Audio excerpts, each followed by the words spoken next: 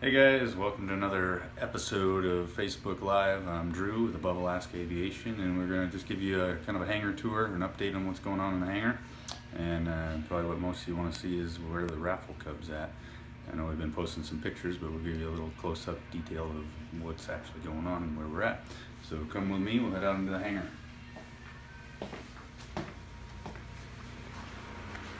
We always know the trade show, the Great Alaska Aviation Gathering's coming when the weather starts to do this, where we can actually open up the hangar door. It's the first time we've been able to do that this year, so it's kind of nice. Takes a little bit of the edge off, get some fresh air in here, get some of that MEK smell out.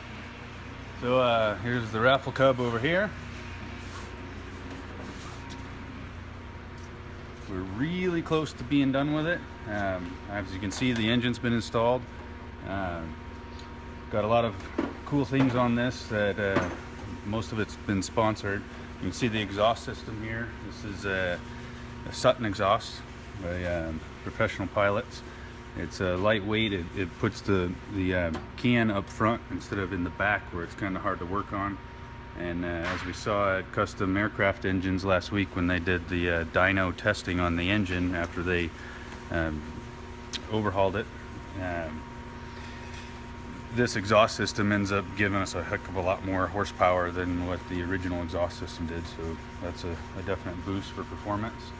We've got the slick mags on there. We went with slicks because they're lighter, and those were donated by Kelly Aerospace.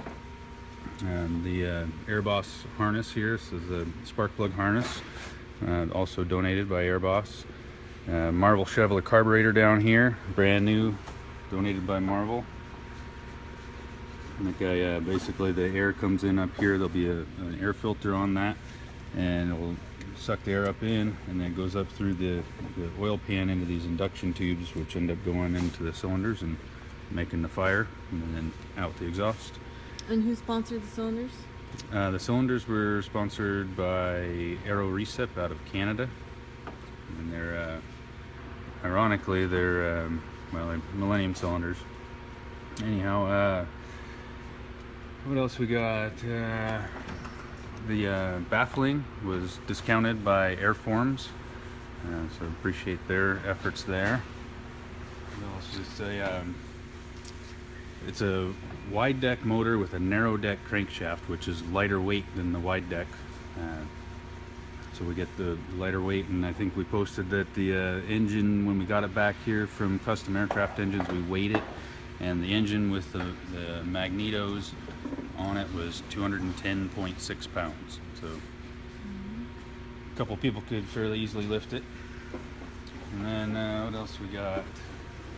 That's about it. Oh, the spark plugs were donated by Tempest. They're fine wire spark plugs, so they'll last forever.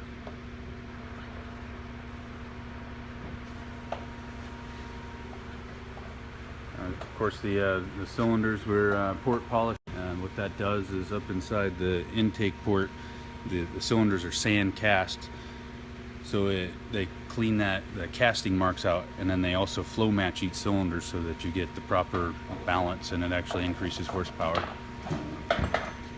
Let's see, moving on to the fuselage here. All the windows are brand new, donated by Great Lakes Aeroplastics. We've got these two slider windows yet to put in. Of course, all the fabric, polyfiber, donation. The landing gear, stock.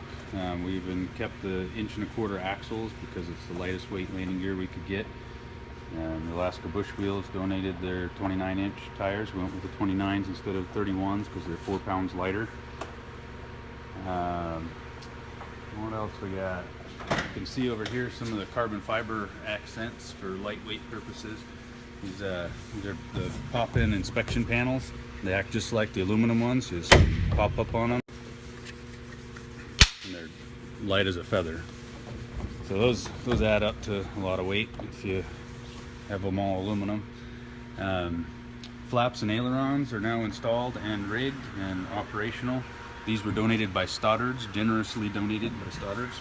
Big expense on those. And we went the fabric covered ones because they were about 6.5 pounds lighter than aluminum covered.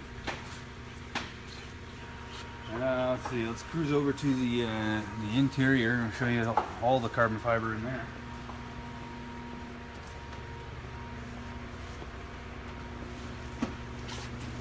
Can't see him because he's camouflaged, but Andrew's in here finishing up some of the interior work. I'll let you zoom in there.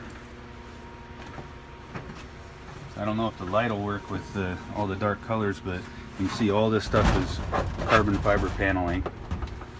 You got the trim pieces that are going in. Got another one to go up around the fuel selector.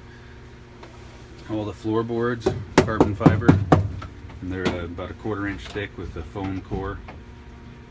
We got we did the North River boosters from Airframes, Alaska. We weighed those along with the originals, and I forget what the other one was we weighed, but these were the lightest setup for master cylinders we could find. You see the instrument panel. We kind of made a little accent piece out of that to match the paint scheme. This is a carbon fiber overlay. It's just sitting glued onto the base aluminum instrument panel, and then all of the instruments, just basic VFR instruments, and they're all 2 1/4 diameter, so they're super lightweight. And we've got Alaska laminated signs of donated placards, which are in Anchorage, hopefully getting mailed up here as we speak. So we'll get the placards on there to add some accents as well. You can see up in the headliner and the wing root panels, those are all carbon fiber. And once we get to the point where we're ready to put fuel in it, we'll actually calibrate our sight gauges and put stickers for the different levels of fuel on there. This upper panel is carbon fiber. And then Carbon Concepts there in Wasilla, they've got some molds for some of these pieces. So this upper headliner in the back there is one of their molds. And got the rear shoulder harness in, but we have yet to put the front one in just for ease of working. We don't have it in yet. Those were donated by Hooker Harnesses. And you can see the under seat rear baggage compartment here, also by Carbon Concepts. Super lightweight and structural. Did you guys put the ELT in? Yeah, it's back there. It's behind the rear bulkhead. You can't see it now, but ACK donated a 406 megahertz ELT for us.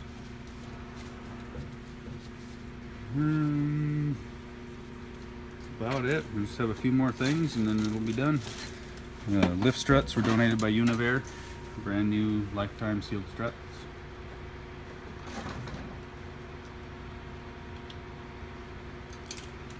And everybody is wanting to know what the weight is on this bad boy. Well, let me go give you some ideas. Come over this way.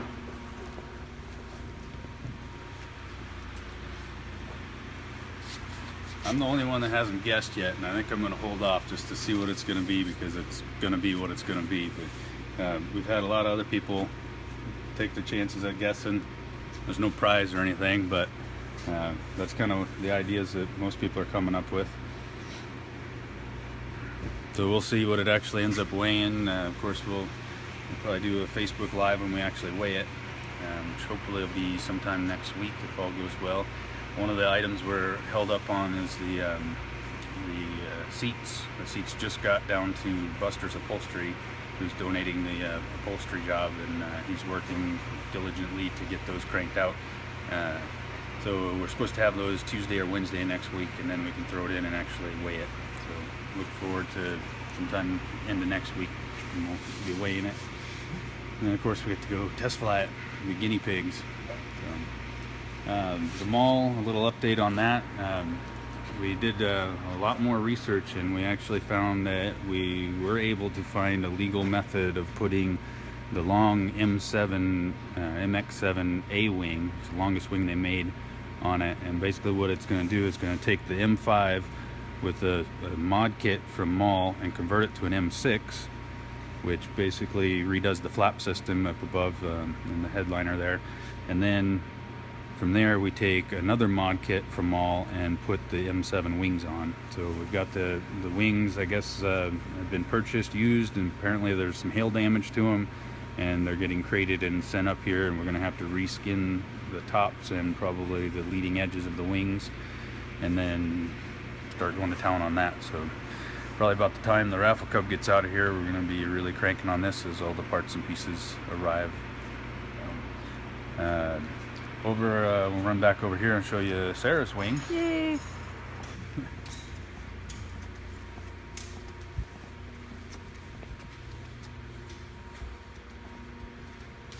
So these have gone through the fabric process. They're all heat tautened, and then we put the pink poly brush sealer on them, and then we've now put 2 cross coats of silver. And again, a cross coat is 1 coat east-west and a 2nd coat north-south, and you do that twice.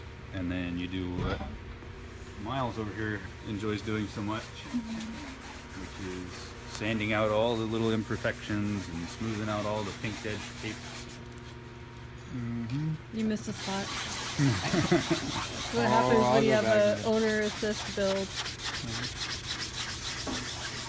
So basically what he's doing there is he's got 400 grit wet sandpaper, and you just keep rinsing your paper out and scrubbing. And it might be kind of difficult to see, but you get throughout the process you get kind of dingleberries and whatnot in there, and you got to sand those out. And if you know you've sanded enough when it's all the same hue, like if you were to look like this guy right here, you can see a little piece there, and you see the light spot, like kind of a ring around it.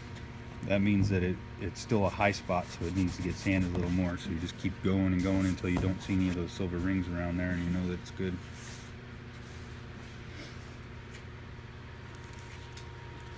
So yeah, these will take probably 2 or 3 days with 2 guys on them, sanding away to get them ready, and then we'll do a 3rd coat, cross coat of silver, and then start prepping for the paint job. And the little 140 got pushed outside because it stinks so bad from dead animals living in it for so long. So she's sitting out there for now. Gotta scrub her again. So if anybody has any good suggestions on how to get dead mice smell out of a 140, let me know. All right, well that's about it. We'll keep you guys updated as things progress, and as we, of course, when we weigh it, and we'll try to get a Facebook Live on the first flight as well on the Raffle Cub. It might be kind of difficult to do because it's cell service out by the runway and you can be in and out. So. And make sure you buy your tickets because they are going really, really fast. Only 7,500 tickets are sold. If you want more information on them, you can give us a call at 907-733-4808. And tickets are $60 each, or you can get 5 for $275. And we'll be back hopefully next week.